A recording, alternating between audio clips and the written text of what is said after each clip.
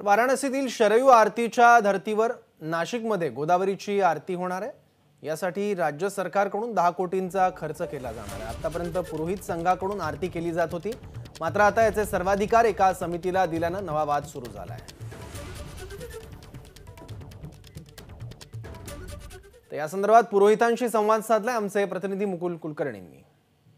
त्या पद्धतीने गंगा आरती केली जाते, शरयू नदीची आरती केली जाते, त्याच पद्धतीने एक मोठ्या स्वरूपामध्ये गोदावरी नदीची आरती केली जावी अशी मागणी गेल्या अनेक वर्षांपासून केली जात होती।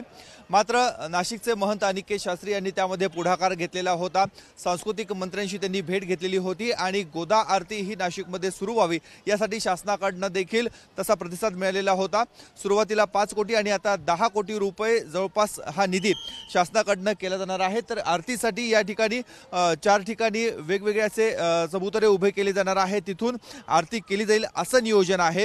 पुरोहित संघ गेल्या अनेक वर्षांपासून इथे आरती करत आलेला आहे, परंतु आता ज्यावेळेस शासनाने पुढाकार घेतलेला आहे त्यावेळेस अनेक लोक यामध्ये यायला सुरुवात झालेली आहे आणि एक रामतीर्थ सेवा समिती देखील स्थापन झाली। समितीचे अध्यक्ष वेगळे आहेत, त्याचे सदस्य वेगळे आहेत, परंतु यामधनं पुरोहित संघाला कुठेतरी डावललं जात असल्याची भूमिका पुरोहित संघामध्ये आहे, त्यामुळे यातनं विरोध सुरू झाला। पुरोहित संघाचे सदस्य काय आपल्या सोबत आहेत, तुम्ही काय विरोध करतायत? शासन दरबारी या ठिकाणी तीर्थपुरोहित संघाला डावलून या ठिकाणी जी समिती गठीत झालेली आहे त्यांचं कार्य आणि तीर्थपुरोहित संघाचं कार्य साधर्म्य साम्य असल्या कारणाने या ठिकाणी तीर्थपुरोहित संघाला डावलण्यात आलेलं आहे। तीर्थपुरोहित संघाला डावलण्यामागचा हेतू एकच आहे की आजपर्यंत तीर्थपुरोहित संघाने असंख्य म्हणजे मागील सिंहस्थ उत्तमरित्या या ठिकाणी प्रशासनाला सम्मिलित करून या ठिकाणी उत्तमरित्या पार पाडलेला आहे।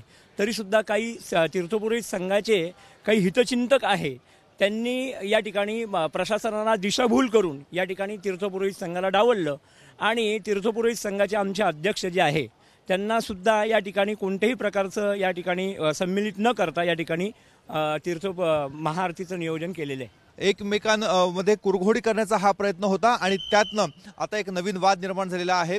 18 तारखेला गोदावरीचा जन्मदिवस आहे, त्या दिवशी इथे आरती केली जावी अशी भावना व्यक्त केली जाते, परंतु जी तयारी पाहिजे आरतीसाठी ही तयारी कुठेच बघायला मिळत नाही। त्यामुळे गेल्या अनेक वर्षांपासून जी आरती सुरू आहे तशी आरती नित्यनियमाप्रमाणे केली जाते, परंतु जी थाटामाटामध्ये आरती झाली पाहिजे ती होणार नाही।